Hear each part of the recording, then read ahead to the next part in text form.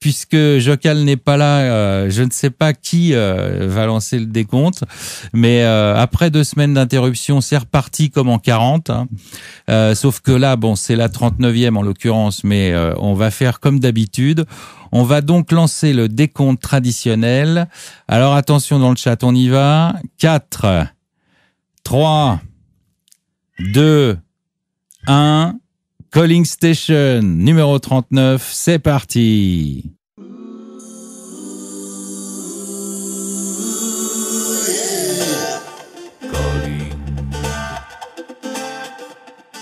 Calling Station.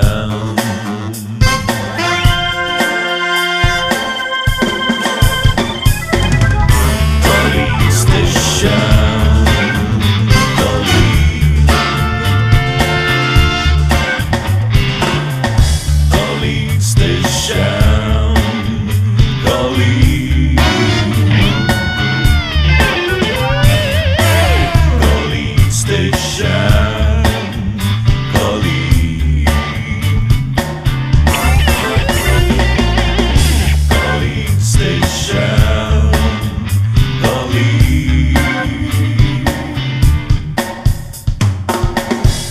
Voilà, c'est donc la Calling Station numéro 39. Donc pour cette reprise, j'ai le plaisir d'accueillir et de saluer 2 représentants du staff de Poker Stratégie. J'ai nommé Ivan et Geoffroy. Salut les gars. Salut Iti, salut Geoff. Salut à tous. Alors, bienvenue déjà dans Calling Station. Merci d'avoir accepté l'invitation. Alors, comme vous le savez sans doute tous les deux, si parfois, vous auriez pu écouter l'émission. Quand on soit des membres de la team ou des nouveaux coachs, par exemple, on veut tout savoir de leur vie, leur rapport avec les femmes, les hommes, les animaux, etc. Alors, j'espère que vous êtes prêts. Ah, toujours.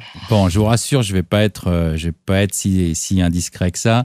C'est pas le but de l'émission. Le but, en revanche, c'est de vous connaître un petit peu mieux, de faire connaissance avec vous et que vous nous parliez tous les deux du rôle que vous tenez au sein de la communauté. Alors, par exemple, parce que si Ivan, toi, on peut dire que tu es assez visible sur le site parce qu'on voit régulièrement moins ton pseudo sur des news. Tu interviens sur le forum puisque tu t'occupes quand même du contenu du site. Tu vas nous en parler bien sûr plus en détail. Mais quant à Geoffroy, c'est pas tout à fait le cas. Moi, je me souviens même pas t'avoir vu intervenir sur le forum. Tu l'as peut-être fait, mais en tout cas, ça doit pas être régulier. Non, c'est la face cachée, on va dire. Voilà, c'est ça. Alors, c'est justement cette face cachée, on aimerait bien en savoir un peu plus. On voudrait savoir ce que tu bricoles derrière notre dos. Et j'espère que tu vas nous en dire un petit peu plus ce soir, quoi. Alors, oui. Ouais. J'ai titré sur le blog le junior et le senior. Alors, déjà, la première question, est-ce que ça correspond à une réalité éventuelle concernant vos âges respectifs ? Je laisse la parole aux anciens, évidemment. Il y avait Aurélien qui avait préparé la question. Tu faisais quoi le 22 novembre 63 ? Bon, j'étais même pas encore né, non, mais bon, c'est vrai que le senior, c'est plutôt moi, en fait. Je viens d'avoir 36 ans. Ouais. Donc, les années passent vite quand même. Ouais, à qui le dis-tu, qui le dis-tu ? Alors, donc, c'est toi le senior. Donc, par une fabuleuse déduction, j'en déduis que le junior, c'est Ivan. Donc, toi, tu es aussi un petit peu plus jeune. Ouais, un petit peu, pas tant que ça, mais je viens de fêter mes 29 ans, donc assez récemment également. Oui, ça va, vous n'avez pas un écart non plus énorme. Bon, mais en fait, junior et senior, ça correspond à autre chose, puisque si je me trompe pas, vous pouvez rectifier si je dis des bêtises, n'hésitez pas. Ivan, toi, tu es junior community manager, c'est bien ça ? C'est exact. Yes, je l'ai eu. Ouais. Et Geoffroy, toi, tu es donc senior key account manager. Voilà, c'est ça. Bon, d'accord. Alors bon, moi j'avoue, j'ai pas honte de le dire, que ces dénominations me sont un peu étrangères. C'est pareil pour plein de choses. Des fois, je me fais engueuler quand j'appelle une femme de ménage, tu vois, et qu'on me répond, je suis pas une femme de ménage, je suis une technicienne de surface, tu vois, des trucs comme ça. Mais vous êtes là justement pour m'éclairer et me dire à quoi ces titres correspondent en réalité dans le quotidien. Et puis aussi, alors vous allez vous parler de ça, et surtout ce qu'on aimerait savoir, c'est comment vous en êtes arrivé là. Alors, qui veut commencer? Une fois de plus. Voilà, le junior ou le senior? Ah là là, Ivan, t'es trop bon avec moi. Hein. Bon, ça me perdra, je sais, ça me perd déjà en fait. Allez, honneur à l'expérience. L'expérience, les vieilles années. Non, ça fait 2 ans que je suis chez Poker Strategy, donc c'est vrai que c'est déjà en fait assez significatif parce qu'il y a beaucoup d'employés qui sont arrivés assez récemment. On n'arrête pas de grandir. Bon, je suis quand même pas le plus senior dans la boîte. Hein. Je suis arrivé, je pense qu'on était 80 ou 60 à l'époque, hein, il y a 2 ans. J'ai commencé en travaillant en m'occupant de l'achat médias publicitaires en fait. Donc vous connaissez tous notre magnifique Tell-a-Friend system. Donc on s'appuie un peu sur la même technologie aussi pour acheter du média et pour traquer en fait les résultats des achats publicitaires que l'on fait. Et ensuite je suis passé du côté B2B. Alors qu'est-ce que ça veut dire? En fait en français mon titre ça veut dire chargé de grands comptes. On traite nos salles de poker partenaires comme des grands comptes. Alors qu'est-ce que ça veut dire au jour le jour? C'est négociation de contrat avec eux, négociation de promotion pour vous au maximum. Ça veut dire aussi qu'on est là pour relier les problèmes éventuels généraux que toute notre communauté peut souffrir à un moment ou à un autre avec une salle de poker partenaire. Ouais. Donc en fait, vous voyez Ivan et vous lui tannez avec pas mal de questions quand il y a des problèmes. Ivan résout la majorité de ces questions, mais dans certains cas, c'est nous-mêmes qui intervenons auprès des salles de poker pour essayer de régler vos problèmes. D'accord. C'est Papa Geoff, en effet. Papa Geoff, alors oui, c'est ça, d'accord. Bon, d'accord. Ah là, ils te prennent vraiment pour un vieux machin, hein, c'est dingue. Hein. Ah là, 36 ans, c'est dingue. Ouais. Qu'est-ce que tu es vieux. Bref, non, mais alors Geoffroy, bon, très bien. Alors ça, c'est assez clair. On pourra entrer encore un peu plus dans les détails éventuellement, mais comment tu en es arrivé là? Je veux dire, ton parcours, tu as fait des études pour ça, puisque tu as 36 ans, ça fait 2 ans que tu es là, jusqu'à 34 ans, tu faisais rien? Je faisais rien, c'était bon.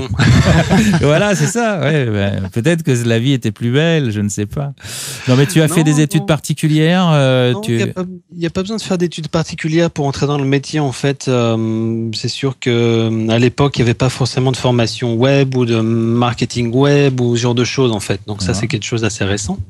Ça peut être le genre d'études qui est vraiment intéressante à faire en ce moment pour entrer un peu dans ce genre de position chez une salle de poker ou chez un affilié qui a besoin en fait de gens un petit peu avec une formation commerciale. C'est vrai qu'une formation commerciale avec une bonne compréhension du web marketing, c'est vraiment les 2 piliers en fait qui sont très utiles en fait dans ce que je fais au jour le jour.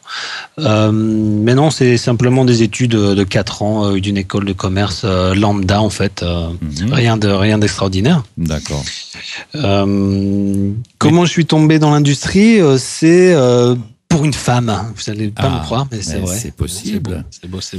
Ouais. Donc voilà, je suis marié avec une Espagnole, j'habite en Espagne, pas loin de la frontière avec Gibraltar. Ouais. Et donc c'est pour ces beaux yeux que je suis arrivé. Ça fait 50 ans à Gibraltar en fait, là où il y a pas mal de sociétés qui travaillent non seulement dans le web marketing, il y a beaucoup d'opérateurs comme vous le savez peut-être. Ouais, bien sûr, ouais. Et puis voilà, j'ai commencé à travailler en fait du côté opérateur en étant affiliate manager. Donc c'est un petit peu de l'autre côté de la barrière.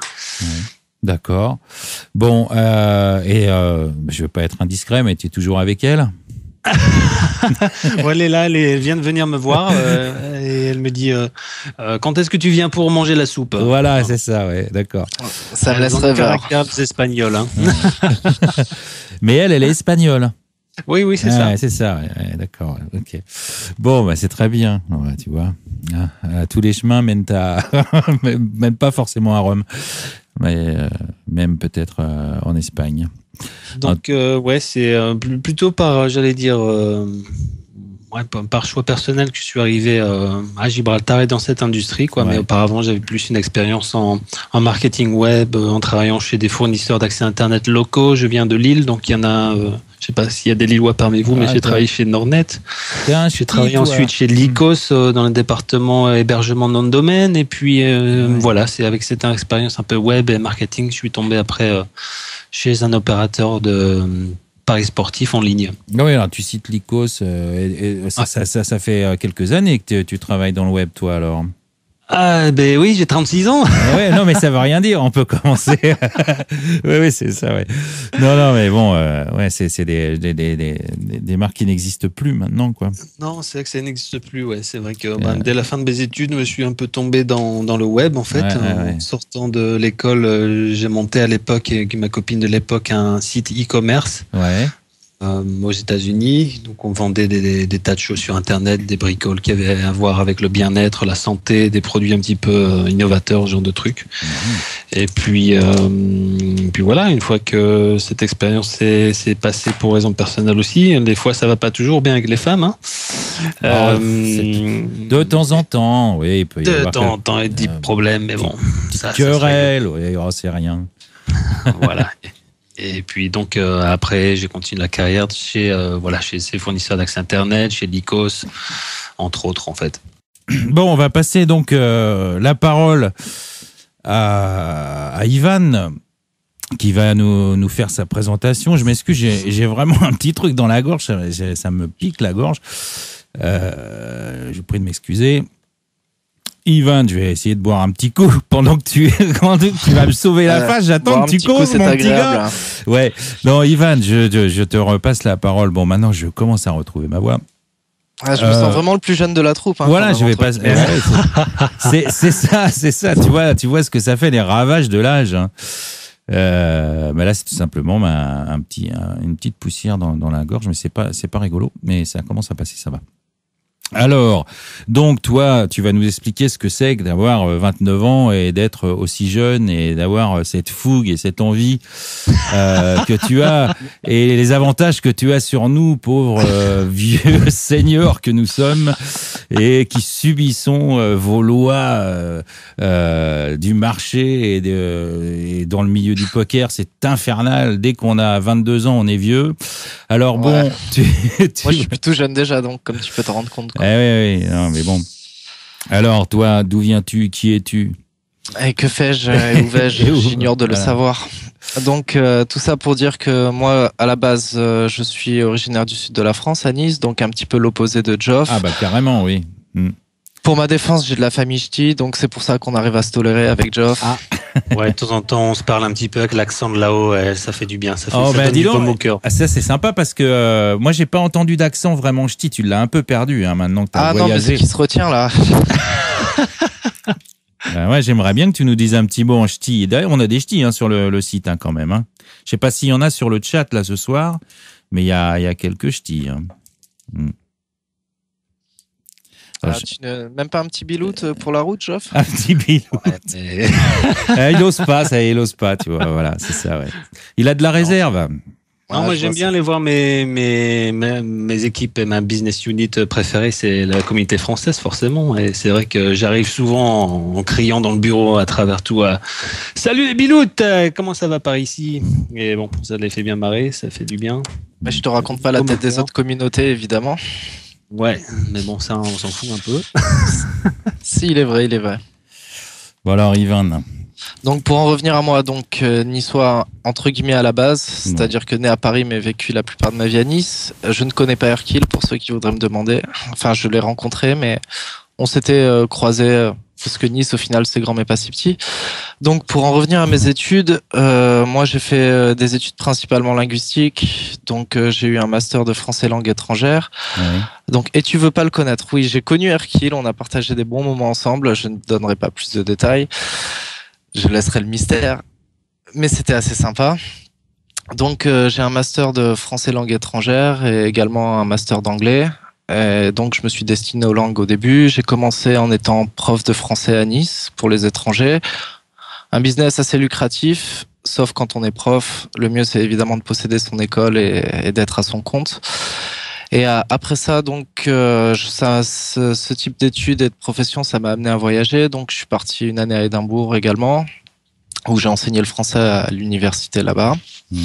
Et puis après ça, pour des raisons personnelles, une petite amie, etc., j'ai voulu continuer à rester en Grande-Bretagne. Et donc, ça m'a amené à faire encore des boulots assez bizarres, comme d'habitude. Donc, j'étais testeur de jeux vidéo pendant 1 an à Londres. Tiens, pour sympa, des boîtes ça. que j'imagine je peux citer, comme Square Enix. J'ai bossé sur des boulots, sur des jeux comme donc Final Fantasy, ce genre de choses. Enfin, j'imagine que les amateurs connaîtront. Et ensuite, trop tard, je crois que c'est fait pour la pub. Et donc ensuite, ça m'a amené. J'ai arrêté de bosser pour eux puisque l'air de rien, le boulot de testeur de jeux vidéo, c'est pas un boulot de rêve comme on peut imaginer. C'est souvent le salaire minimum. Alors c'est sûr, les gens te disent t'es payé à manger des chips, boire du Red Bull et à jouer aux jeux vidéo toute la journée. Ouais, c'est un peu l'image qu'on peut avoir, évidemment. Ouais, c'est sûr. Ah bah, je t'en fais pas. T'en fais pas. Il y a des gens qui m'ont détesté quand je leur ai dit ça et que je leur ai dit que j'avais plaqué ce boulot. Ils m'ont dit mais t'es fou. Mais qu'est-ce que t'as fait? C'est pas possible. Ouais.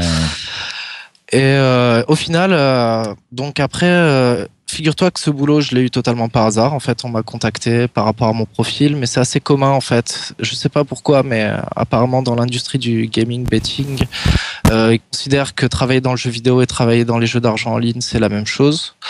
Donc moi, toujours toujours avide de nouvelles expériences, je me suis dit Gibraltar, pourquoi pas. Je connaissais pas. Si tu me demandais, je t'aurais dit que c'était en Égypte. Mais bon. Donc ça m'a amené ici. J'ai commencé en tant que customer service, c'est-à-dire que. Et puis t'as pas fait des études de géographie, de toute façon. Ah non, ça certainement pas. je suis pas très fier de la géographie, c'est pas trop mon truc. Je me cantonne aux langues, c'est déjà pas mal, j'ai envie de dire. C'est déjà bien. Donc, et au final, c'est comme ça que j'ai atterri ici à Poker Stratégie. Ma foi, je m'étais jamais trop intéressé au poker. Je me suis dit pourquoi pas. Après tout, une plus grande école de poker au monde, c'est peut-être un bon endroit pour commencer. Je suis loin d'être un shark, c'est évident. D'ailleurs, je préfère pas dévoiler aucun pseudo que je pourrais avoir sur une room, de peur de déclencher les rires de la foule. Donc, j'ai commencé en tant que CSR. Ça s'est bien passé. Apparemment, d'après ce qu'on m'a dit, je faisais un boulot convenable, voire un peu plus que ça. D'ailleurs, j'ai pris plaisir à aider tous les membres de la communauté. C'est pas toujours évident des fois. Évidemment, il faut gérer avec les frustrations de tout le monde. C'est un petit peu difficile, mais je pense que c'est pareil pour Geoff, qui est de l'autre côté du rideau.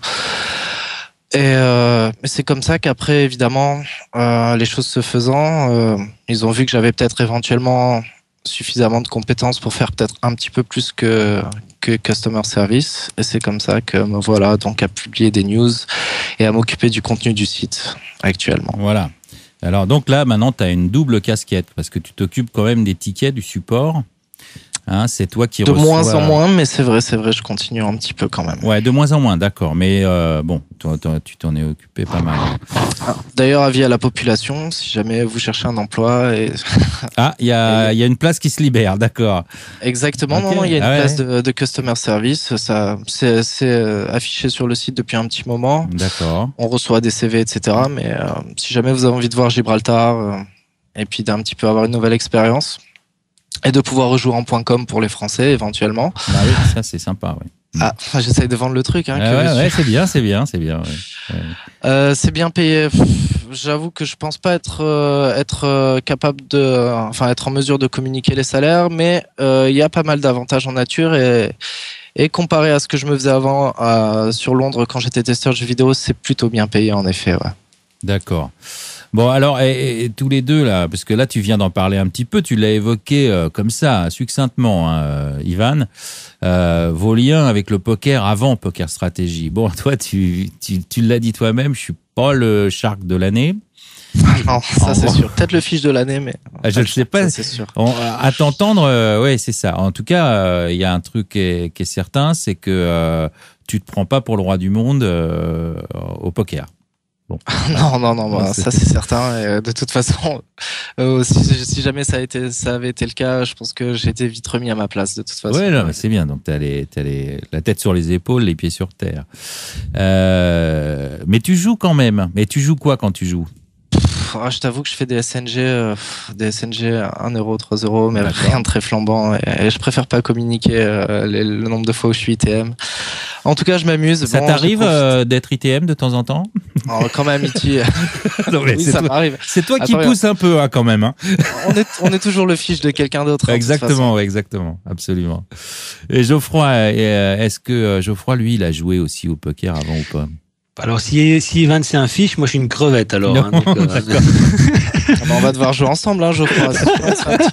Je pourrais être ton fiche, Ivan, sans problème. Ah bah voilà, tiens, ça c'est rigolo. Ça, oui. Je pourrais être ton fiche, dit-il. D'ailleurs, on avait un petit tournoi en interne ce soir auquel je n'ai pas pu participer, hélas. Mais bon, c'est bien dommage. Et le casino de Gibraltar, vous l'avez visité quand même? Ouais. Mais vous êtes assis quand même à une table ou pas pour jouer? Ah bah oui, ça m'est arrivé. On fait des petits tournois internes des fois avec Poker Stratégie. Bon, évidemment, tu vois, quand je vois quelqu'un qui parlait de la variance, ça m'a pas empêché d'être en table finale quand même. Non, mais il y a toujours des chatards, hein, de toute façon, dans tous les tournois. Hein. Non, mais moi, c'est uniquement des skills, il n'y a pas de souci, évidemment. Ouais, j'en avais parlé avec Aurélien aussi, qui lui aussi a un certain skill aussi là-dessus. Non, mais je ne commenterai pas. Non. Oh non, tu sais, c'est une longue histoire avec Aurélien. Non, mais c'est rigolo. Combien de centimètres? Écoute, ça c'est indiscret. Puis je crois qu'il est un peu vantard, non? Ah bah ça c'est Aurélien. Hein.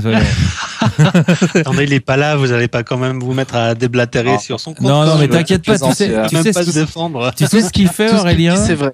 La première chose qu'il fait le vendredi matin quand il est pas là, qu'il a pas pu assister à l'émission, il écoute le podcast dès que je le sors, tu vois. Enfin bon, pas le vendredi, mais le week-end, quoi. En général, je le sors le samedi pour voir les conneries qu'on a dit sur lui, tu vois. Parce qu'il y a que ça qui l'intéresse, tu vois. Ça arrive assez souvent, j'imagine. Bah un peu, ouais. Ça, c'est vrai. Ouais, fut un temps, ouais. Il y a eu pas mal de blagues au sujet d'Aurélien. Mais il est sympa, Aurélien. Hein. D'ailleurs, il vous pose des questions. Tiens, j'ai des questions. Alors, je sais pas. Bah oui, par exemple, alors, je sais pas si c'est je sais pas si je dois les poser ces questions. En fait, non mais. Permis et tout. Ouais. Je vois déjà qu'on fait des commentaires sur la censure à propos des salaires et des chiffres. Faut bien qu'il y ait un peu pas trop de langue de bois quand même. Non, bah ça, t'es pas obligé de communiquer ton salaire. Je vois pas l'intérêt. Honnêtement, j'ai rien à cacher. Je dirais juste que c'est relativement confortable et surtout pour la vie à Gibraltar, j'ai largement de quoi mettre de côté. Et je parle uniquement de customer service, c'est-à-dire qu'après pour le reste. Mais pokerstrategy.com, dans l'ensemble, prend bien soin de ses employés. Ouais, et puis par rapport à la vie à Londres, c'est quand même beaucoup plus accessible aussi la vie du côté espagnol aussi, tout ça. Donc il y a des ajouts sympas avec l'Espagne qui est à côté. C'est vraiment la valeur ajoutée aussi d'avoir les Espagnols à côté qui sont très très sympas. D'accord.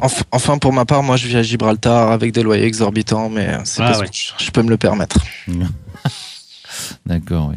Bon, ça doit pas être plus cher qu'à Paris, quoi, quand même à Gibraltar. Les loyers quand même, c'est impressionnant. Hein. Ouais. Je pense qu'un 3 pièces, tu peux chercher aux alentours de 1200 pounds par mois. Ouais. Plus. Ouais. Non, mais quand même, c'est honnête pour 1200 pounds.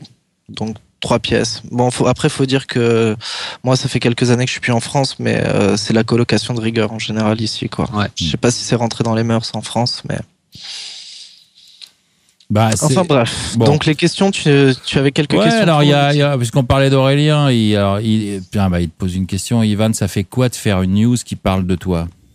Alors en effet, pour moi, c'est un peu une consécration. C'est mon côté Alain Delon qui parle. Voilà, c'est pour ça. Mais on peut. Alors je précise quand même pour les auditeurs qui ne sauraient pas, parce que c'est toi qui as rédigé la news de Calling Station. Exceptionnellement, d'habitude c'est moi qui les rédige. Et là, tu l'as rédigé et c'est toi l'invité. Oui, bah écoute, moi, tu sais, j'aime bien parler de moi personnellement, donc ça m'a fait plaisir, j'ai envie de te dire. Ouais. D'ailleurs, tu avais exigé d'écrire cette news. Hein. Oui, comme j'exige de travailler tous les jours de la semaine, en effet. Mais ouais, donc c'est ça. Ouais, il demandait si ça te faisait quelque chose, ça te fait plaisir quand même. J'en tremble encore. Ouais, voilà, d'accord. Okay. J'arrive pas à m'en remettre. Ah ouais, on sent les frissons jusqu'ici. Hein. Ah bah ça. Et sinon, il te demande un peu plus sérieusement comment s'est passée ta progression au sein de Poker Stratégie. Bon, tu viens un peu de l'expliquer.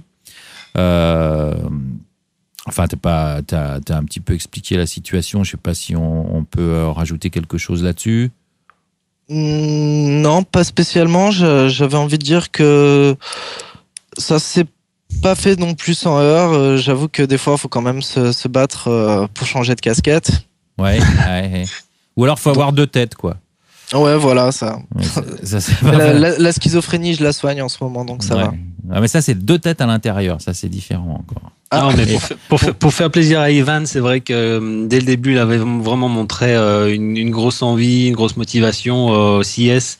C'est vrai qu'il est, ça s'entend, ça se voit dans tous ses postes. Il est vraiment très intégré dans la communauté. Et puis, voilà. Après, c'est un petit peu la progression naturelle quand le travail est récompensé. Ben voilà, on arrive à progresser dans cette boîte qui donne l'opportunité aussi à ses salariés au bout du compte. Et voilà, Ivan, il fait du bon boulot. On est très content de lui aussi de l'avoir encore en community manager maintenant. Et non, c'est vrai que la boîte est bien dans cet aspect-là, quoi. Elle aide aussi les gens à aller de l'avant.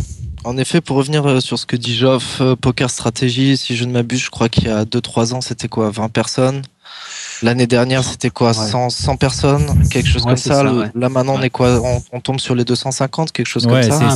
Un peu plus, ouais, un peu plus. Ouais. Donc, c'est une croissance exponentielle. Ouais, c'est exponentiel, là, ouais.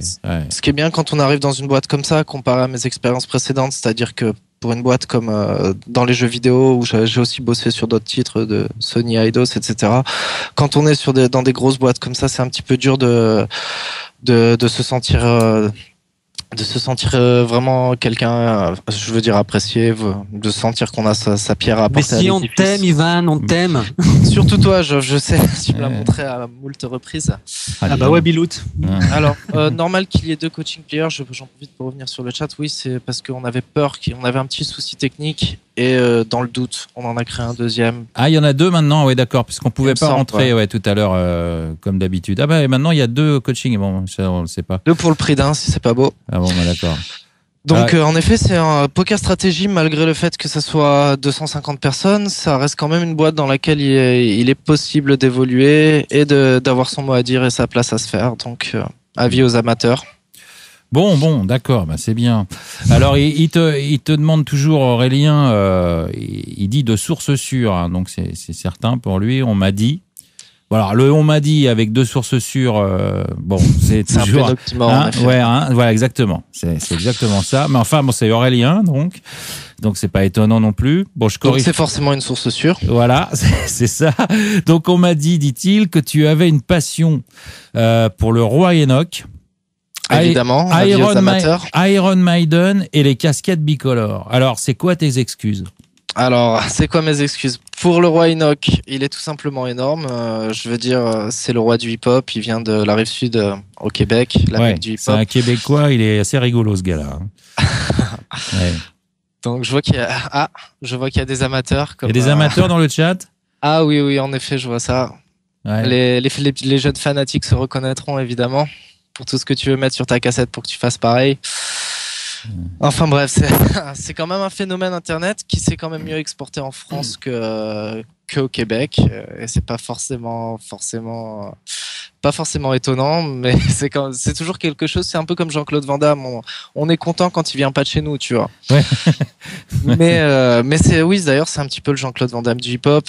Ouais. J'ai pas suivi les dernières nouvelles. Je sais que à force de faire le malin sur internet, à exhiber de la drogue et des armes, il s'était fait coffrer.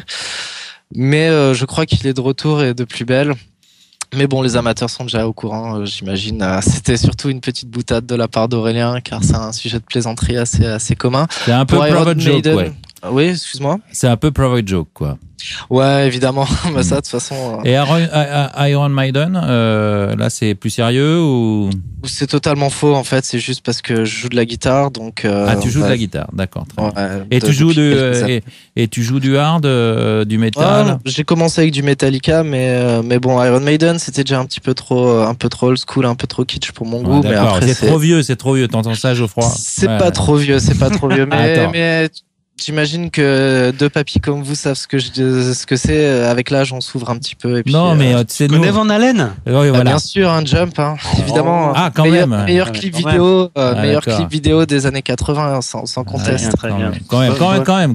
Bon. Ah, mais moi, si tu me demandes, je serais plus 70s que 80s. Alors, je vais faire une tentative, alors, d'accord? Deep Purple. Je les ai vus en live il y a 3 ans avec ma mère. Oh my god, tu sais qu'eux, ils datent des années 60, mon petit gars. Ouais, j'ai vu aussi les Stones en 2002 à Marseille. Et Pink Floyd, j'aurais bien aimé, mais pas possible. Mais alors, là on fait une diversion, ça n'a rien à voir avec l'émission, mais on s'en fiche un peu, on parle entre nous. Deep Purple, c'est plus Ritchie Blackmore à la guitare. Tu l'as vu certainement avec quelqu'un d'autre. Mm-hmm. Est-ce que tu te souviens du nom du guitariste? Oui. Non, moi, tout ce que je sais, c'est que j'aimais bien Ritchie Blackmore. Je vais l'avoir. Je vais le choper, le petit. Pour ma défense, Ritchie Blackmore, j'aimais bien. Je sais qu'il était sponsor sur Engel. J'ai un Engel aussi pour ma part comme ampli. Donc, très bien, t'as bon goût. Un petit Powerball pour les amateurs également. D'accord, ampli à lampe, tout, c'est bien ça. Ah ouais, ça prend de la place et la poussière surtout, vu que c'est pas le genre de truc que tu trimbales dans ta valise. C'est un transportable, c'est tout, ça fait 150 kilos, voilà. Donc depuis, je suis passé sur Line 6 avec des choses un petit peu moins authentiques, mais un peu plus faciles à transporter, on va dire. Ouais, bah oui, c'est très bien. Ouais, ils ont fait des simulations maintenant qui sont très très bonnes, de toute façon. Ouais, c'est vrai que on va peut-être éviter la parenthèse pour les gens que ça intéresse pas. Non, mais si ça intéresse, il y a plein de musiciens. On est d'accord là-dessus. Bon, alors et donc les casquettes bicolores, c'est quoi ça? Les casquettes bicolores, c'est parce que j'arbore souvent un couvre-chef au boulot. D'ailleurs, là, je suis revenu récemment de Londres d'un petit de vacances et j'ai ramené des nouvelles casquettes, ce qui a évidemment suscité la plus grande joie pour Aurélien.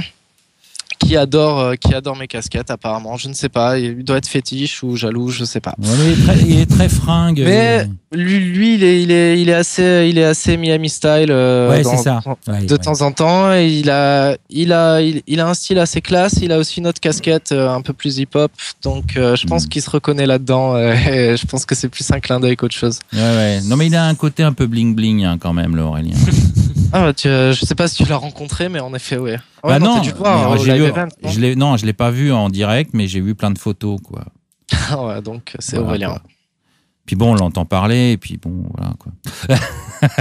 Bon, très bien. Et puis, la dernière question pour toi, d'Aurélien, c'est pourquoi ton pseudo? C'est vrai que s'il l'avait pas posé, je l'aurais posé celle-là. Est-il un hommage appuyé à notre belle gendarmerie nationale? Parce qu'il faut dire évidemment que c'est pas Ivan, mais CRS, CRS Ivan, en fait. Non, c'est CSR Ivan, en fait, c'est tout simplement parce que le titre de mon job, en anglais, c'est Customer Service Representative, qui est donc service clientèle. Et c'est tout simplement l'acronyme les initiales pour tout ça. D'accord. Et il y a rien de très. Non, je pense que si tu me voyais, j'ai rien d'un CRS. Non, j'ai pas l'impression non plus. Je suis pas vraiment. Les CRS sur le forum, c'est vraiment pas moi en général. Donc c'est un petit peu l'hôpital qui se fout de la charité, puisque c'est un peu lui qui est responsable du maintien de l'ordre d'une certaine manière. C'est vrai, ouais. Mais c'est une blague qu'il aime à faire. C'est pas mal de private jokes, ce qui est les questions qu'il a posées en fait. Ben oui, il y en a pas mal. Par exemple, là, il y en a une pour Geoffroy, là, toujours d'Aurélien. Alors bon, c'est l'histoire tu l'as évoqué un tout petit peu au début, Geoffroy. Il y a des rumeurs comme quoi tu serais l'assassin de JFK. Alors, tu faisais quoi, dit-il, le 22 novembre 1963 à Dallas? Ça, c'est complètement random, là. Vraiment, là, ça, c'est Aurélien dans toute sa splendeur, de temps en temps, qui te sort quel rapport que le lavabo, ben voilà. Ouais, c'est ça. C'est un peu ça, ouais. Mais tu vois, il y a pas que lui, parce que, alors, encore un membre du staff, Philippe, notre ancien chef à tous, Il dit salut Ivan, c'est quoi ta couleur préférée? Tu vois la question? Moi je suis là, je suis obligé de la poser quoi. Alors, c'est quoi ma couleur préférée? Je ne sais pas d'où elle sort cette question. C'est Philippe. Et c'est un private joke encore ou c'est... Pas spécialement. Je pense qu'il doit dire ça par rapport à mes casquettes, parce que des fois, j'hésite pas à avoir des casquettes genre rose, violet, bleu. Enfin, je suis assez varié au niveau des couleurs, il n'y a pas de souci. Mais je tiens à préciser que Philippe travaille encore pour pokerstrategy.com. Oui, bien sûr, oui. Donc il est peut-être moins présent dans la communauté française, mais il a un rôle encore plus qu'actif au sein de... Oui, je sais, quand il avait changé ses fonctions, on a fait une émission spéciale avec lui d'ailleurs, qui était très sympa. Mais il est plus évidemment actif comme il était sur la page française et sur le forum, mais il est encore présent, il vient nous dire bonjour de temps en temps, ça nous fait plaisir d'ailleurs. C'est encore un travailleur de l'ombre, encore un. Ouais. Voilà. Mais alors bon, il avait quand même une question sérieuse, Aurélien, Geoffroy, parce que quand même, il a fini par une question qui vaut le coup d'être posée peut-être pour la soirée. C'est salut Aurélien. Sinon, te dit-il, Geoffroy, quel est ton rôle vis-à-vis des rooms partenaires? Alors là, peut-être qu'on va en profiter pour rentrer dans le cœur du sujet, dans les détails, éventuellement comment ça se passe, ton quotidien. Si tu peux nous raconter les rapports que tu as avec les gens, comment tu les contactes, comment est-ce que c'est eux, est-ce que c'est toi, quand il y a des problèmes, comment ça se résout, et s'il y en a, ou si je pense pas qu'il y en ait pas, il n'y a pas de monde tout rose. Si tu peux nous faire un petit état des lieux, ça nous permettrait justement de bien cerner ton rôle.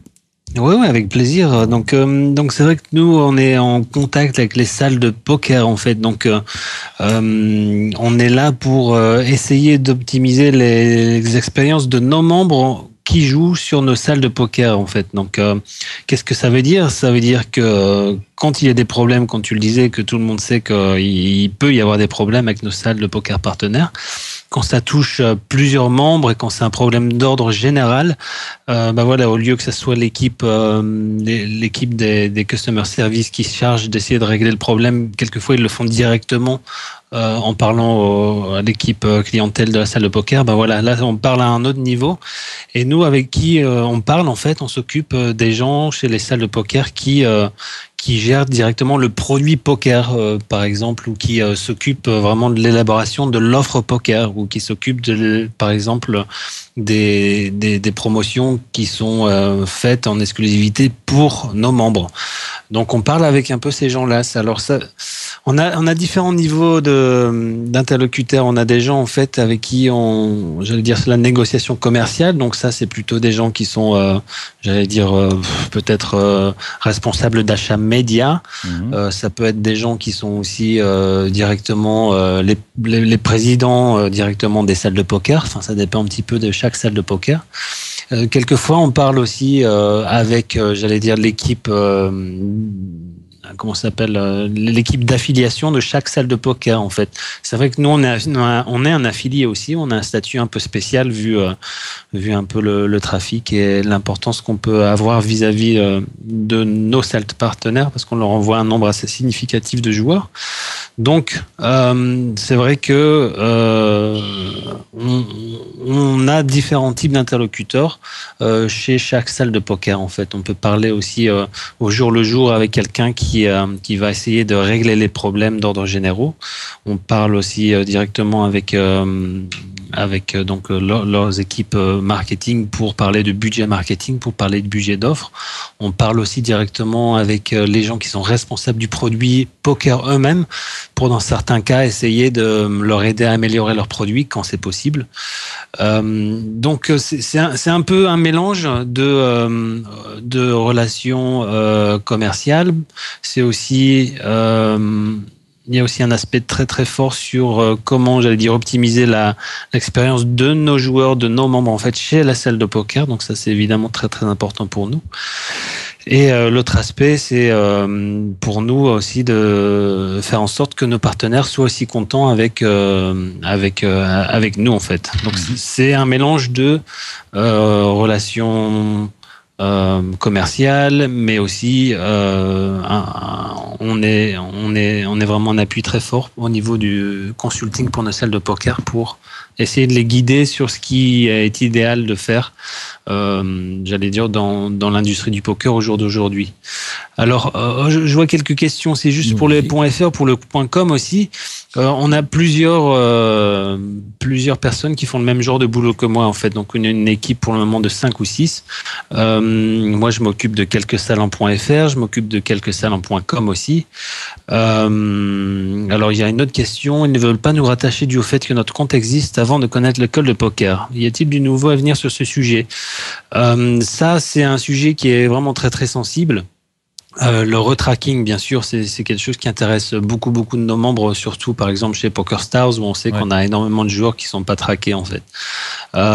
PokerStars par habitude ou par culture d'entreprise, c'est des gens qui ne se sont jamais vraiment appuyés énormément sur les affiliés. Pourquoi? Parce que voilà, ils sont leaders et de loin. Enfin, en France, c'est un petit peu différent. Mais sur le .com, en tout cas, ils sont leaders et de loin. Donc, ils n'ont pas nécessairement besoin d'affiliés pour leur apporter des nouveaux membres. Et pour eux, ils pensent que si on retraque des joueurs à Poker Strategy, ça ne leur apporte aucune valeur ajoutée. Alors évidemment, nous, on est là pour essayer de leur dire, attendez, si vous retraquez nos joueurs, vous pouvez être sûr que nos joueurs vont être super contents de gagner des strategy points et que ça va les faire jouer plus, ce qui est au bout du compte intéressant pour la salle de poker. Mais après, c'est des décisions stratégiques aussi. Alors, entre parenthèses, je fais partie du lot, moi, justement. Tu fais partie du lot, ouais. Donc, c'est vrai que c'est un petit peu bizarre, leur truc. Je pense que tout le monde sera gagnant. Oui, bien sûr, mais après c'est vraiment une politique commerciale de leur part. Il y a beaucoup c'est souvent les leaders sur leur marché qui travaillent de cette manière en fait, en disant pourquoi retraquer un joueur alors que nous on a réussi à faire en sorte qu'il signe chez nous sans avoir besoin de l'affilier. Donc c'est pour ça qu'ils s'imaginent qu'on n'apporte pas forcément une valeur ajoutée parce que ces gens-là ils pensent qu'ils peuvent tout faire par eux-mêmes. Vous connaissez peut-être IntelliPoker, c'est un petit peu une école de poker qui appartient à PokerStars par exemple. Bon, ils essayent de faire un peu la même chose. Cela dit, on voit aujourd'hui qu'ils se rendent compte que c'est pas un métier facile. Nous, on leur explique, ils savent très bien qu'on a 300 employés chez nous. Ça veut dire que on a besoin de plus que de mettre quelques vidéos sur un site et puis quelques coaching sessions et d'écrire quelques articles pour faire en sorte que ça marche. Bon, je pense que nos membres, en tout cas, on l'espère. On espère qu'ils se rendent bien compte que on a conscience de ça évidemment que c'est un modèle qui marche bien en fait. Donc il y a beaucoup de salles de poker qui sont leaders sur le marché qui pensent pouvoir faire tout seul. Bon, donc c'est un peu comme ça qu'on a des problématiques, par exemple au niveau de retracking pour certains de nos joueurs. Alors il y a des salles plus petites, on l'a testé sur le marché italien, qui sont assez contentes en ayant fait des opérations de retracking. Mais ça, il faut savoir que c'est quand même très très compliqué à mettre en place. C'est quelque chose que nous on s'efforce de faire de notre côté. Mais c'est un petit peu le boulot aussi des key account managers, de ces chargés de grands comptes, d'avoir une relation commerciale assez forte avec les salles de poker pour les convaincre que c'est quelque chose qui sera bénéfique pour et la salle de poker et le joueur et puis au bout du compte et nous en fait on est là pour générer des relations gagnant entre le joueur, la salle de poker et puis nous aussi. Oui, c'est ça évidemment. Bon, on va pas tourner autour du pot, on va pas non plus parler de ça, c'est pas le sujet, mais pour ce qui concerne l'histoire de PokerStars et les gens qui on est plusieurs dans ce cas-là, on est quelques dizaines au moins connus et certainement beaucoup plus. Il y a pas beaucoup d'espoir pour nous. Ah non, avec PokerStars, on peut le dire sans problème, on peut l'écrire noir sur blanc. Les espoirs sont à 0,0002%. À peine un outer, quoi. Ah voilà, à peine. À peine. Une demi-carte, quoi. Bon, enfin, vous avez compris, les gars. Bon, moi, je suis le premier embêté de ça, mais bon, enfin, c'est comme ça. Bon, on peut rien y faire, c'est comme ça. On peut rien y faire, malheureusement. On peut rien y faire. Dans certains cas où on peut proposer une alternative, on est toujours là pour la proposer. Bien sûr. Donc voilà, je peux pas en dire trop non plus à ce niveau-là, mais ça peut souvent être le cas quand on a des salles de poker qui font partie d'un réseau, par exemple chez Endgame ou chez iPoker par exemple. Ouais. Voilà, là où quand il y a certaines personnes qui peuvent pas jouer sur le réseau parce qu'elles avaient créé leur compte avant ou pour X ou Y raison, c'est vrai qu'on offre un choix assez sympa de salles sur un même réseau pour pouvoir profiter de l'expérience de jouer sur le réseau. Il y a des alternatives, quoi. Voilà, exactement. Mais là, en l'occurrence, c'est pas possible. Ok. Ouais, c'est vrai que on sait que beaucoup de nos joueurs aiment PokerStars et les grandes salles de poker. Mais nous, on aime bien mettre l'accès sur pas forcément, pas une petite salle, j'allais dire de rien du tout, mais on trouve quand même des partenaires sérieux chez qui vraiment ça vaut la peine d'aller jouer parce qu'on pense que c'est des gens sérieux. C'est un processus de sélection de chaque salle de poker. C'est plutôt eux qui viennent vers nous pour nous dire est-ce qu'on aimerait bien travailler avec vous. Ah, tiens, il y a du verre brisé là. On l'a bien entendu. Du verre brisé, oui. Qu'a pasado, niña? La soupe est prête, je crois, Geoffre. Has roto el vaso otra vez. Et ben voilà, en direct, vous avez la vie quotidienne de l'espagnol moyen le soir, alors qu'il est en direct à son émission de radio préférée et que sa femme lui dit bon, tu veux pas manger cette soupe? Et ben voilà ce que j'en fais.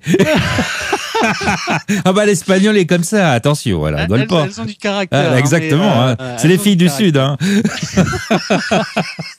Mais elles sont aussi très passionnelles, ça c'est l'autre côté qui est plutôt sympa aussi. Oui, bien sûr, bien entendu. Non, mais on ne demande pas de détails. Non, c'est les portugaises, Fish on the Road, les espagnols. Bon c'était sympa. Non mais on a souvent comme ça des interludes, des interventions de conjoints ou conjointes inopinées. Je sais pas si elle veut vous dire un petit mot tout à l'heure. Si, elle peut nous dire bonjour au contraire si elle veut venir. Elle s'appelle comment? Elle s'appelle, moi je l'appelle Angela. D'accord, elle s'appelle pas comme ça non plus, mais c'est pas grave. On s'en fiche un peu d'ailleurs. Angela, écoute, Angela, si elle veut nous dire bonjour. Hola Angela. Je lui dirai tout à l'heure. Enfin, non, mais pour en revenir à nos moutons, c'est vrai que sur le .com, en tout cas, il y a une multitude de salles de poker qui adoreraient travailler avec nous, mais c'est un petit peu notre rôle aussi de vraiment choisir des partenaires qui ont une certaine solidité derrière. Voilà, pour rassurer nos joueurs aussi, pour qu'ils aient un environnement safe. Il faut aussi que ce soit des gens qui soient capables de travailler avec nous parce qu'on n'est pas un affilié classique. Donc la mise en place d'une salle de poker, c'est quelque chose d'assez compliqué chez nous. Hola Angela, Fish on the Road, elle va être ravie de lui dire que tu lui passes le bonjour. Donc là, j'allais venir sur comment choisir une salle de poker, comment la mettre en place, comment travailler avec eux. Voilà, c'est quelque chose qui est un peu compliqué. Vous savez tous que nous, on vous propose des strategy points basés sur votre niveau d'activité sur chaque salle de poker. Ça veut dire qu'il y a des échanges de données avec les salles de poker. Tout ça fonctionne avec c'est tout un processus informatique avec des bases de données interconnectées, ce genre de choses. Donc vous le voyez de temps en temps, il peut arriver que des strategy points n'arrivent pas sur une salle de poker. Ça veut dire qu'il y a un bug à un moment donné. Donc voilà, on essaie de régler tout ça aussi au jour le jour. Elle a des gros nénés, ouais. Sans commentaire. Hein. Okay. C'est Angelolo. Ouais. Bon, Geoffroy, c'est bien. On commence à bien cerner un petit peu ton rôle. C'est vachement important ce que tu fais. Alors, tu reviens là d'une conférence qui s'est. Je crois que c'était à Paris d'ailleurs, la conférence, non Oui, c'était je pense que c'était la première conférence à Paris qui s'appelait les iGaming France. Voilà, iGaming France, c'est ça. Alors, qu'est-ce qui s'y passe dans ce genre de conférence? Pour quelles raisons tu y as assisté? Et est-ce que c'est important d'abord d'y être? Est-ce que tu pourrais t'en passer? Et est-ce que ce genre de conférence a une influence quelconque, directe ou indirecte, pour nous, les simples joueurs? Alors, je pense que c'était même la première conférence sur, j'allais dire de l'industrie qui réunissait affiliés et opérateurs sous un même toit. Donc c'est bien que ça soit mis en place. Sur le .com, ces genres de conférences, ça existe depuis de nombreuses années. 5 ans que je travaille dans cette industrie, ouais. Mais évidemment, c'est très important pour nous d'y être. J'allais dire au jour le jour. Nous, on travaille avec nos salles de poker plus par téléphone ou par courrier électronique ou par Skype. On a quelques partenaires qui sont comme un Gibraltar, qui sont plus faciles d'aller voir en direct. Mais cette prise en contact direct avec nos partenaires, elle est vraiment super importante parce qu'on se rend compte que quand on parle avec nos interlocuteurs face à face, ça fait avancer les choses beaucoup plus vite en fait. Donc c'est très important pour nous d'y être pour essayer d'apporter une valeur ajoutée plus rapidement à vous, nos chers utilisateurs. Autre raison pour laquelle c'est très important pour nous d'y être, surtout sur les marchés réguliers comme sont la France et l'Italie, c'est qu'on met un point d'honneur à avoir de plus en plus de présence terrain sur ces marchés-là qui sont très importants pour nous. Vous avez vu toutes les news sur la Team Poker Cup, on y était allé, sur le challenge avec Tony G. C'était où déjà au club? C'était à la CF. C'était à la CF. C'était à la CF, voilà. Oui, parce que j'y étais avec Mike pour assurer le coverage. Et c'était très sympa, ouais. Donc c'est très sympa. Et Mike, vous le connaissez, c'est lui surtout que vous voyez, j'allais dire, sur le devant de la scène qui s'occupe un peu de mettre en place tous ces trucs assez sympas en fait, la Team Poker Cup par exemple, le Tony G. Il y aura d'autres choses qui vont arriver sur le marché français. Et alors entre parenthèses, c'était Gabriel Nassif donc qui a gagné et là, il y a 2 jours, il a fait 4e des scoops du premier event. On a vu ça. Non, on est super content d'avoir Gabriel qui est qui fait partie de la communauté de manière active. Une petite parenthèse comme ça pour le saluer et puis lui dire GG quoi, bravo. Bravo. C'est sympa. Et il y a déjà quelques résultats d'ailleurs d'autres joueurs de la communauté qui ont fait des tables finales dans les scoops. Donc c'est super quoi. Ouais, les petits Frenchies, ils se démerdent pas si mal quoi finalement, hein, tu vois. Ouais, non, c'est très bien. Nous on voit que pour nous le marché français, les joueurs français, c'est des joueurs un peu particuliers. On voit vraiment une différence de comportement par rapport aux joueurs sur le .com. Après, c'est un peu plus difficile d'analyser, j'allais dire pays par pays. Mais là, comme c'est un marché régulé, c'est un huis clos. Vous jouez entre vous. Il y a quelques joueurs de la communauté européenne qui peuvent vous rejoindre sur quelques salles partenaires. Mais c'est vrai que c'est vraiment super intéressant pour nous de voir ce qui se passe, j'allais dire, au marché au niveau local sur ce marché-là. La France et l'Italie, c'est un petit peu aussi, j'allais dire, nos marchés tests sur ce qu'on pense qui va arriver au niveau européen, c'est-à-dire qu'il va y avoir de plus en plus de régulation de chaque marché. La Belgique, vous les avez sans doute vu, à réguler aussi. Pour le moment, il n'y a que PokerStars qui a une licence belge. Mais bon, ça va peut-être bouger. Il y a les Pays-Bas qui pensent à mettre en place aussi une régulation un peu spéciale. L'Allemagne, ça va être un truc énorme pour nous. Ça sera sans doute en 2000. On est en 2011 déjà, oui. Eh oui, ça y est. Ah mais ça passe vite. Après 36 ans, c'est fini. C'est ça, je suis foutu déjà. Ça passe à une allure, mon gars. Ouais. Ah oui, mais l'Allemagne, c'est énorme parce que là, évidemment, c'est un gros marché. C'est le cœur de Poker Strategy au départ aussi. Oui, c'est vrai que Poker Strategy a commencé sur le marché allemand. C'est la Russie et l'Allemagne, c'est nos 2 marchés les plus gros. Ensuite, on a d'autres marchés qui sont très très importants pour nous. Je l'ai dit tout à l'heure, les nouveaux marchés régulés comme la France et l'Italie, l'Espagne marche très bien. L'Asie pour nous c'est super intéressant. L'Amérique latine aussi. Bon voilà, on a 18 langues, donc bon, vous les connaissez quoi, mais c'est vrai que ça fait du boulot là. Ça va être super intéressant ce qui va se passer pour Poker Strategy. J'allais dire, je pense à la fin de l'année, voire début 2012 aussi, parce que ça va être un petit peu un éclatement du .com en plusieurs marchés régulés, et ça c'est un sacré challenge quand même. Et justement à ce propos-là de la régulation, est-ce qu'au feeling comme ça, je sais pas si tu as une idée là-dessus d'ailleurs, mais bon, comme tu es un peu au centre de tout ça, de toutes les rooms entre le .com, le .fr et bientôt les points BE, je sais pas quoi, bon bref. Est-ce que tu penses qu'avec toutes ces régulations, il y aurait un espoir de éventuellement une régulation européenne au niveau européen pour qu'on puisse éventuellement se retrouver?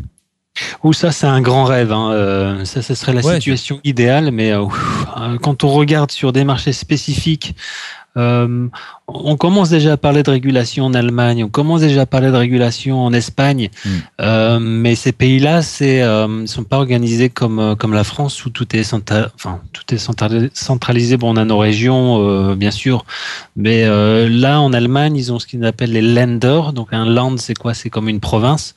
En Espagne aussi, ils ont ce qu'ils appellent les provincias. C'est quasi comme une fédération en fait, où chaque province aurait le pouvoir de décider comment ça va marcher dans sa province unique. Alors déjà, si vous vous imaginez combien de provinces il y a en Espagne, je crois qu'on en a 8 ou 10 peut-être, donc il faut déjà que 8 ou 10 provinces se mettent d'accord pour que ça soit unifié au niveau espagnol, et ensuite il faut travailler au niveau européen avec les autres 18 pays qu'on a environ en Europe, donc c'est super compliqué. Ouais, Pour moi, c'est peut-être une opinion personnelle, mais pour moi, je vois ça comme étant super compliqué. Bon, très bien. Bon, c'était ton sentiment qu'on voulait entendre. Hein. On verra bien. Bon, on n'y compte pas trop, en tout cas pour le mois qui vient, quoi. on verra bien ce qui se passe. Ouais. Là, déjà, on a une échéance à la fin de l'année pour ce qui nous intéresse, le marché français, où normalement il devrait y avoir une révision de la loi française. Bon, réviser la loi française, ça ne veut pas dire qu'ils vont la changer. Hein. Ils vont évaluer les effets et puis on verra. Il a réétudié 18 mois après le vote. Hein, voilà. Après, maintenant, on verra bien. Il y avait d'ailleurs dans cette conférence, il y avait Largel qui était là. Oui, il y avait l'Argel. Alors, il y a Tado qui vient de nous demander si nous, on est consultés pour qu'on donne notre avis sur la régulation, sur le niveau de taxation, ce genre de choses. Pour le moment, nous, on pense que c'est difficile pour nous d'avoir une influence sur les gouvernements. Pourquoi? Parce qu'ils n'ont aucune idée de ce que c'est un affilié. Déjà pour eux, une salle de poker ou pour eux c'est une machine super compliquée. Ils y connaissent rien évidemment. Donc pour nous, pour le moment, on voit vraiment aucune valeur ajoutée à commencer à parler avec l'Argel pour l'expliquer. Voilà, qu'est-ce qu'il doit faire, parce que déjà, je pense que nos salles de poker partenaires essayent de le faire. Elles se sont regroupées, je pense, il y a pas longtemps en France, pour essayer de faire avancer le schmilblick. Mais moi, je suis assez pessimiste sur les effets d'un lobbying sur le gouvernement pour l'expliquer ce qu'il devrait faire ou ce qui peut marcher ou non, en fait. Il faut peut-être mieux qu'ils comprennent pas, dit Emotape. Nous, on aimerait bien qu'ils comprennent un petit peu. C'est malheureux comme discours, dit Osmosis, oui, c'est vrai. Mais bon, nous, on compte plutôt sur nos salles de poker qui vraiment, enfin, c'est vraiment leur boulot à eux de parler vraiment à ce niveau-là avec les gouvernements, parce que ils ont une relation privilégiée avec eux. Pourquoi? Parce qu'ils ont une licence Ça veut dire qu'il y a une connexion très forte entre les gouvernements et les salles de poker. Eux doivent respecter des trucs. Je pense que le gouvernement va les écouter aussi parce qu'ils se rendent compte que c'est une manne d'argent quand même très très importante pour eux. Et je pense que au bout du compte, nos salles de poker vont pouvoir avoir, j'allais dire, une influence certaine à ce niveau-là, au niveau de la taxe. Par exemple. Moi, c'est ce que je pense personnellement. On verra bien. On verra bien. Pour l'instant, nous, on est obligé d'attendre. Hein. On aimerait bien. C'est vrai que les choses bougent plus vite et puis que ça. Mais bon, enfin bref. On verra bien. On va se contenter de ce qu'on a et essayer de faire évoluer nos jeux comme on peut avec ce qu'on nous propose. Il y a des avantages aussi, hein, mais on aimerait bien quand même pouvoir rejouer avec le maximum de gens. C'est évident, quoi. Ouais, bien sûr. Où vous pouvez jouer en ce moment bien en France avec des poules de liquidité sympas. On va pas encore nommer PokerStars vu que tout le monde les connaît. Ouais. Winamax, ils sont vraiment très très bien aussi. Bon, il y a des chiffres PokerScout qui sont sur pokerscout.com que je pense que tous les joueurs bien informés connaissent. Oui. Nous, Winamax, c'est très intéressant par rapport à PokerScout. Pourquoi? Parce qu'ils ont beaucoup plus de grinders et que PokerStars a beaucoup plus d'offres au niveau de tournois. Donc, c'est deux aspects qui les différencient quand même pas mal. Mais il y a quand même un nombre de joueurs aux tables super sympa. Quelqu'un vient de mentionner Party Poker. C'est vrai que Party Poker, nous, on aime beaucoup travailler avec eux.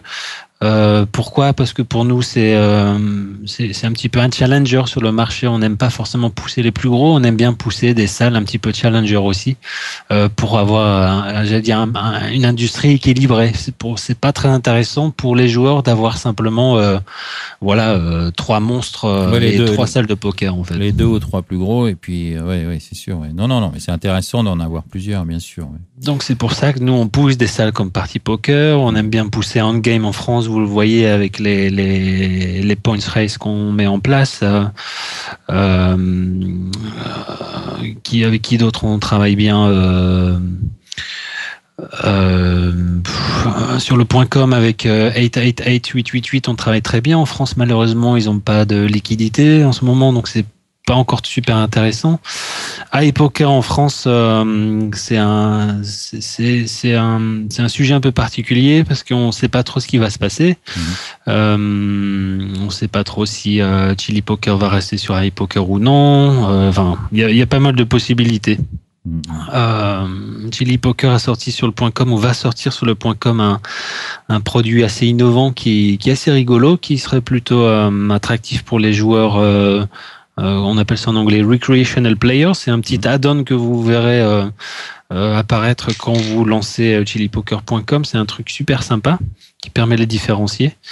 Ils vont le sortir sur le .fr aussi, mais ça sera plutôt dans 2 semaines. Donc on travaille avec Chili Poker sur le marché français en ce moment sur iPoker. Donc ça peut être sympa. C'est le genre d'innovation qui peut aider à amener de la liquidité sur une salle de poker et à booster le trafic un petit peu. D'accord. Donc ça va être quelque chose. C'est quelque chose qui est annoncé déjà sur le .com, qui va arriver aussi sur le .fr. Donc regardez bien chilipoker.com en ce moment et vous verrez ce qui peut vous attendre sur le .fr par la suite. Okay. Bon, c'est intéressant de voir qu'il y a des salles de poker qui sont assez innovatrices pour essayer vraiment d'attirer un petit peu de plus de trafic. On devrait voir aussi à partir de très bientôt beaucoup plus de publicité à la télé pour pas mal de salles de poker. Je peux pas citer de nom, mais on va voir des choses assez intéressantes à partir de mi-avril. Des nouvelles salles, tu veux dire, de poker ? Pas de nouvelles salles de poker forcément, mais beaucoup plus de publicité, notamment à la télé, de certaines salles de poker. Donc, qu'est-ce que ça veut dire? Ça veut dire qu'il va y avoir beaucoup plus de joueurs de fiches qui vont commencer à jouer. A priori, oui, c'est plutôt bien ça, oui. Donc c'est plutôt bien. C'est plutôt bien. Non, ça, la communication, c'est important et c'est vrai que ça fait venir ce qu'on appelle des joueurs récréationnels. Ouais, exactement. Voilà. Et nous, de notre côté aussi, c'est plutôt notre département marketing qui charge, j'allais dire de l'achat média publicitaire, mais c'est aussi quelque chose qu'on va faire de plus en plus. Encore une fois, sur les marchés régulés qui sont importants pour nous, on va pousser plus la publicité sur la marque Poker Strategy. Donc vous allez commencer à l'avoir un peu plus en France. C'est bon aussi pour vous parce que ça vous amène plus de fiches aussi contre lesquelles jouer. Et oui, bien sûr. Ouais. Alors un petit mot sur le BE, j'ai pas trop d'infos à dire à Fish on the Road pour le moment. C'est vrai que Poker Stars c'est la première salle qui a eu une licence. Eux, leur politique d'entreprise, c'est d'avoir une licence partout où c'est possible. Nous, on pense que c'est pour leur volonté de montrer aux États-Unis que voilà, ils sont plus blancs que blancs. Parce que même si en Belgique ou en Estonie où ils ont une licence, il y a vraiment pas beaucoup d'intérêt vu la taille du marché, ils veulent montrer que c'est des gens qui sont capables de suivre n'importe quelle régulation. Ça sort le 4 avril, oui. Bon, le plus gros français, c'est bien Winamax. En termes de rake, on pense que oui. Après, en termes de joueurs actifs, c'est plutôt PokerStars, mais comme je le disais tout à l'heure, c'est dû à leur différence d'offres. Plus de rake sur Winamax, oui. Pourquoi ? Parce qu'il y a plus d'actions sur les cash games, c'est plus de joueurs assis sur, j'allais dire, de joueurs connectés sur PokerStars parce qu'ils ont plus d'offres en tournoi. Oui, ça sort le 4 avril pour la Belgique. Bon, le plus gros français c'est Benjamin. Le 4 avril, Fish on the Road, j'ai pas trop d'informations. J'ai pas trop géré le dossier pour le moment. Je sais pas à quoi tu te réfères quand tu dis le 4 avril non plus, malheureusement. Alors, c'est quoi le 4 avril ? Je sais pas. Si tu peux préciser, dire, tu peux préciser dans le chat qu'est-ce qui sort exactement le 4 avril ?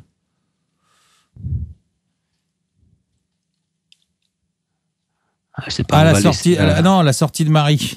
Bon, d'accord. Ok. Ok. Bon, okay. La feature du marché.com. Oh, le bon 1er avril. Bon, okay. Alors le premier. Alors les joueurs MTT sont pas spotés par PokerScout et le premier c'est PokerStars, ouais, possible.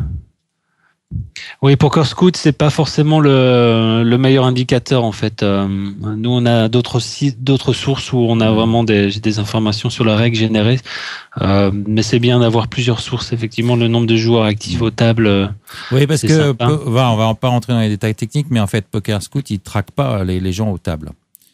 Donc, il fait un truc global. Bon, après, c'est autre chose. Et il existe effectivement d'autres sites. Bon, peut-être pas les citer ici, mais ça, on pourrait en parler plus techniquement, qui serait peut-être plus fiable et avec des chiffres plus réels, quoi, on va dire. Voilà. Ouais, il y a d'autres sites internet qui font du data. Ça s'appelle du data mining. Voilà, c'est ça. C'est ça. Il y a quelques sources assez sympas. Ouais. Ce qui n'est pas vraiment le cas de PokerScout, qui prend un truc global en fait. Ouais. Voilà. Bon, bref, en tout cas, Geoffroy, c'est génial. Dis donc, on a quand même là passé un bon moment avec toi et on voit bien l'importance que tu as dans Poker Strategy et évidemment pour nous indirectement. Ah, je suis pas tout seul, hein, j'ai d'autres collègues. Je suis seul français, je m'occupe de quelques salles en .fr. D'ailleurs, notre département va aussi s'agrandir. On est en train de mettre en place des choses assez sympas pour vraiment pouvoir, utiliser tout le côté positif que certaines salles de poker ont et qu'on n'exploite pas forcément 100% pour le moment en fait. Ouais. Bon, c'est bien. En tout cas, il y a du taf, quoi, comme on dit. Ouais, il y a du taf. Il y a un Imhotep qui parle de endgame party, des infos.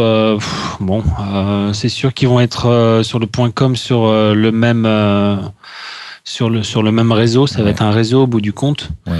Ils sont en train de réfléchir aussi. Est-ce qu'ils vont faire des autres salles qui sont sur Endgame ? Bon, ils le savent pas vraiment non plus. Donc il y a beaucoup de choses qui sont pas encore connues. Mais bon, on sait que sur le .com ils seront sur le même pool de liquidité. Sur les marchés régulés, ça dépend un peu de chaque marché aussi. En Italie, partypoker.it n'a pas beaucoup de parts de marché. Ils ont que 2% de parts de marché là-bas. C'est pas énorme. Donc, on pourrait avoir un scénario différent en France et en Italie. D'accord. Ok. Est-ce que dans le chat, il y a d'autres questions pour Geoffroy?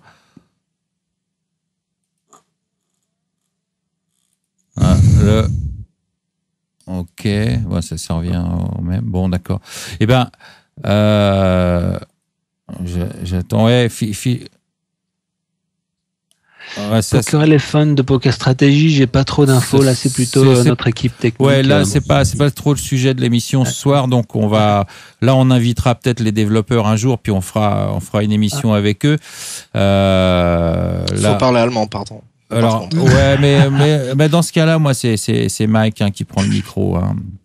C'est Mike et puis il traduit. Bah oui, c'est pas grave. Voilà. Non, un petit peu en conclusion, j'allais dire que pour nous, le marché français, c'est un marché sur lequel on a vraiment plus d'ambition. On a envie de faire plus que ce qu'on fait aujourd'hui. Je peux pas non plus dire trop de trucs à l'avance, mais il y a des choses qui sont assez sympas. On l'espère, qui sont en train de se préparer. Donc, on espère que nos membres apprécieront. Bon, bah écoute, on va suivre ça de près. On est à l'affût. Mais soyez patient, hein. Ouais, on a l'habitude, on remarque, on est patient. Hein. On est souvent obligé d'être patient d'ailleurs, hein, parce que. Ouais. Mais c'est vrai. Bon, c'est comme ça. Il y avait une question peut-être pour finir sur un ton humoristique, même si c'était très intéressant. Hein, d'ailleurs, Geoffroy, hein. Je te remercie. T'as été très clair et puis je te dis, on cerne bien le truc. C'est très sympa. Il y a Pilier de Bar, c'est son pseudo. Hein, donc salut Pilier de Bar. Ça doit être un ch'ti, ça. Alors c'est peut-être un ch'ti, c'est possible. Ou un breton. Oui aussi. Ouais. Ouais, ils luttent tous les deux entre les ch'tis et les bretons. À un moment, les bretons étaient gagnants, mais les ch'tis c'était un peu plus caché. Alors je ne sais pas. Alors il dit, il avait une question pour toi, Geoffroy aussi, mais bon, on en a parlé. Le cursus nécessaire pour exercer ta profession, on en a déjà parlé. Il avait une question pour Ivan. Donc bonsoir Ivan.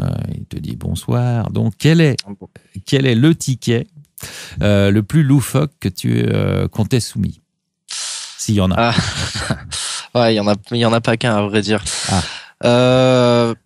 J'ai des fois il y a pas mal de choses en fait. J'ai des fois eu l'occasion de passer un ou deux coups de fil pour des vérifications. En général, les demandes les plus drôles sont souvent un petit peu liées à des vérifications d'identité, etc. Donc, par exemple, je vous passerai les personnes qui ont été appelées 2-3 fois et qui changent de voix à chaque fois en prétendant être une femme ou un homme. Ah ouais. Ça, évidemment, ça égaye la journée. Je crois que d'ailleurs, c'était aussi par rapport à une vérification d'identité. C'était quelqu'un à qui on demandait d'envoyer ses papiers d'identité et qui apparemment ne pouvait pas. On lui demandait une photo, donc en tenant son document d'identité, et apparemment il n'avait pas d'appareil photo. Donc cette personne a décidé d'essayer de scanner son visage avec le scanner directement. Ah ouais, non mais moi aussi j'ai un copain, il a essayé de me faxer une tranche de jambon et ça marche pas. Hein.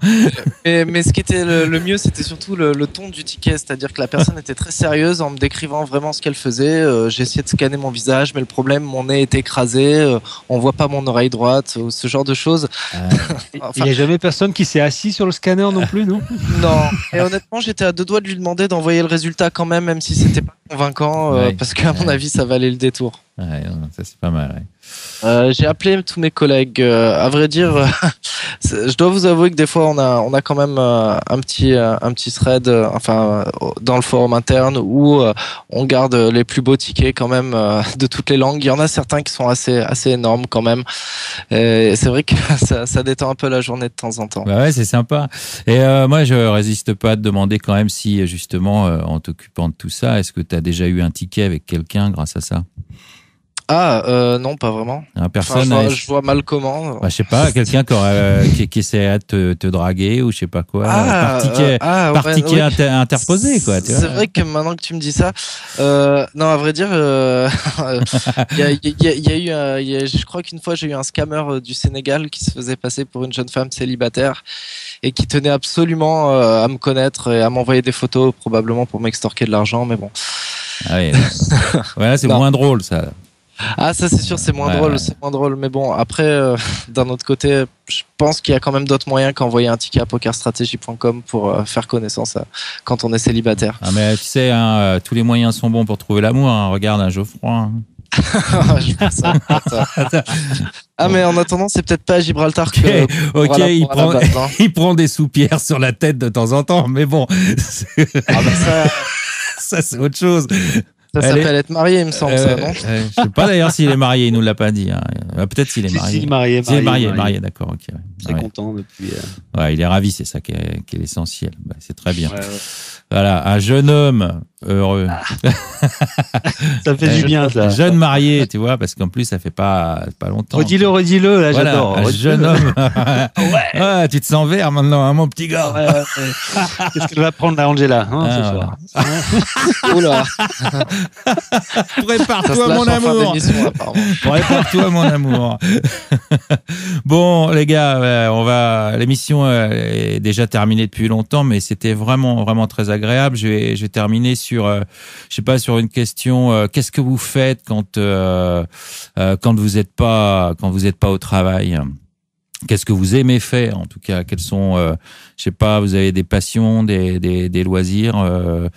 Qu'est-ce que c'est pour vous une journée cool où il n'y a plus de questions de travail? Qu'est-ce que vous aimez, manger, aller au cinoche, vous baigner? Place aux jeunes, vas-y, commence, Ivan. Moi, évidemment, ma guitare dans mon coin. Ouais. Après, je dois avouer qu'avec François, on a un petit vice qu'on a développé de temps en temps, c'est-à-dire que on se fait une petite partie de console, on joue à un jeu que vous devez connaître qui s'appelle Tekken. Il y a un principe que Camille nous avait donc transmis, ça s'appelle un Tekken Pit, c'est-à-dire tu bois, tu perds. C'est assez marrant. Donc en général, on fait pas mal de parties et puis une fois que les parties se sont bien enchaînées, et il n'y a pas que les parties qui s'enchaînent d'ailleurs. En général, ce qu'on fait, c'est qu'on va au casino et on commence à se faire des side bets sur des machines à sous, ce genre de... quand même, ouais. Le casino de Gibraltar, quoi. Quand même, d'accord. Moi, mon truc, c'est plutôt, après une journée de travail, m'isoler de tous ces fous furieux que je vois tous les jours au bureau. Ces jeunes insolents.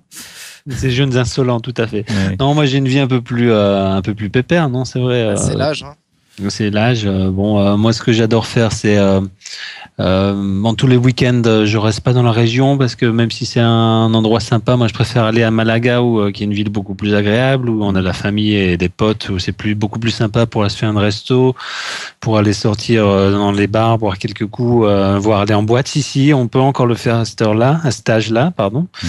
Donc ça, j'adore. Sinon, dans le coin, il y a vraiment des endroits super sympas à voir pour ceux qui aiment bien. Tarifa, par exemple, pour ceux qui aiment bien déconnecter, c'est quand tu vas là-bas, t'oublies un peu tout parce que c'est vraiment sauvage. C'est sympa de se balader par là. Moi, j'adore faire de la planche à voile.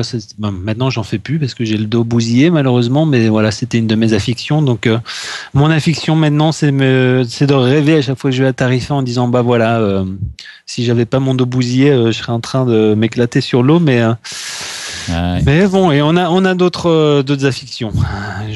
Ma femme est passionnelle. Voilà. Cache ses assiettes. C'est sympa. On s'entend très bien. Bon, très bien. Bon, merci beaucoup. Merci à tous les deux de vous être prêtés à ce petit jeu des questions. Je sais pas ce que vous en pensez, les users sur le chat. Moi, je les ai trouvés vraiment super sympas. C'est vrai, je le pense vraiment. C'était super. On a appris plein de choses en même temps. Donc, pour moi, c'est une émission tout à fait réussie. Je vais vous laisser. Si vous avez quelque chose à rajouter pour avant que je lance le générique de fin, Yvan et Geoffroy, c'est le moment de le faire. En tout cas. Moi déjà je dirais c'est Ivan. Non, je te taquine un petit peu parce que c'est un petit peu l'histoire de ma vie. Ouais, alors Ivan à la place d'Ivan. Ouais, alors c'est non, ça. Je voulais vraiment te remercier de nous avoir reçus. Moi je t'avoue que Calling Station je l'ai écouté 2-3 fois mais je savais pas trop à quoi m'attendre. J'étais agréablement surpris et j'ai passé relativement un bon moment. Bon, j'avais peut-être moins à dire que Geoffroy, mais c'est normal aussi par rapport à sa position. Tu rigoles, t'as pas arrêté de parler de toi. Ouais, mais bah ouais, c'est pour ça que c'est pas intéressant, mais bon. Moi, personnellement, Non, très intéressant, Ivan, non. Non, mais vous avez été tous les deux très intéressants. Chacun dans votre style. L'un fougueux, l'autre expérimenté. Et non, mais je suis sincère, c'était très bien et très enrichissant. Et on sait maintenant à qui s'adresser quand il y a des problèmes avec les rooms. Donc, comme ça, non, je plaisante bien sûr. Non, mais non, mais ça, nous, on est friands de feedback. C'est souvent notre customer support ou nos community managers qui nous remontent les infos. Mais nous, on est friands de feedback. Faut dire sur le forum, ça chôme pas à ce niveau-là. Tu sais, quand il y a des problèmes, ils arrivent assez vite. On en parle souvent. Hein. On est assez actif sur les critiques. Il faut bien le dire, c'est vrai. Hein. Parce qu'il y a eu pas mal de problèmes aussi. Il faut le dire. Hein. Je me souviens au début d'Endgame avec les points qui n'arrivaient pas sur Bwin, les choses comme ça. Bon, ça s'est réglé. Hein. Mais là dernièrement le truc avec PokerStart il y a répondu. Bon voilà, maintenant on sait. Ce qui est bien c'est de savoir quoi. Ouais. C'est pas forcément évident de relayer le pourquoi du comment. C'est vrai que c'est pas évident, mais nous on est content de pouvoir le faire. Par exemple comme ce soir là avec tout le monde, c'est vrai que c'est sympa. Pour moi j'ai trouvé ça sympa aussi de pouvoir expliquer un petit peu ce qui se passe dans les coulisses. Je pense que c'est vrai que ça peut être intéressant pour nos membres et puis Be Happy, ouais. Il a raison, Scam 660. Il y a le bonus 900 €, c'est bien. C'est vrai que il le mentionne juste au moment. C'est vrai que c'est un truc qu'on on est content d'avoir mis ça en place avec Sajou parce que on pense que c'est la meilleure valeur en ce moment sur Endgame France, c'est jouer sur Sajou. Donc allez tous sur Sajou et vous avez raison. En ce moment, c'est la meilleure valeur, pardon. Donc en termes de rakeback. Hein. Donc ça, on était content d'avoir mis ça en place pour vous. Donc avec les rake race, la point race sur Endgame en ce moment, c'était sympa. Sajou même.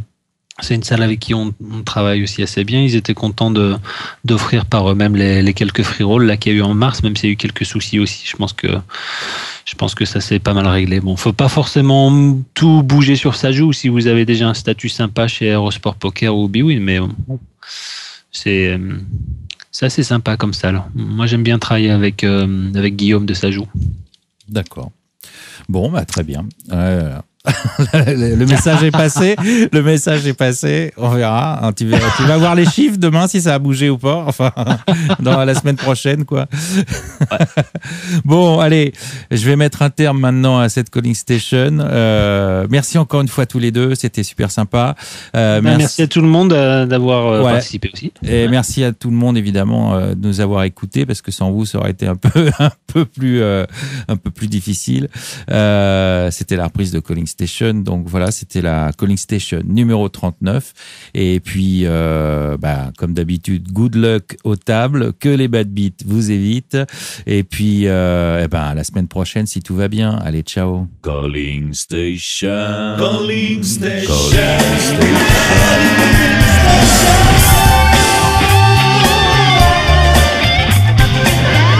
Calling Station.